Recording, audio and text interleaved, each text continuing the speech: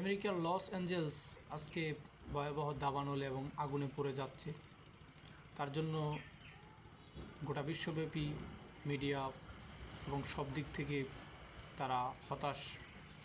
তো আসলে ইংরেজিতে একটা কথা বলে যে নান is none under the sun, পৃথিবীতে ষোলনা কেউ কারোর জন্য আপন নয় সূর্যের নিচে। তো আমেরিকা ইসরায়েলের উপর ইসরায়েলকে সাহায্য করে, ইসরায়েলকে ওয়েপন দিয়ে, সামরিক অস্ত্র দিয়ে যেভাবে সাহায্য করে ফিলিস্তিন এবং গাজার যে নিরীহ মানুষকে হত্যা করেছে, যেটা তাদের জন্য অত্যন্ত বেদনাদায়ক এবং পীড়াদায়ক ছিল। আজকে যে ফায়ার বার্নিং হচ্ছে আমেরিকাতে, সেটা তাদের জন্য যতটা কষ্টকর তার চেয়ে আরও বেশি হয়েছে যে মানবরচিত এই ওয়েপন দিয়ে যখন মানুষের উপর আঘাত করা হয়েছিল, ফিলিস্তিনকে ধ্বংসযোগ্য করা হয়েছিল, এটা তার চেয়ে আরও ভয়াবহ হয়েছিল।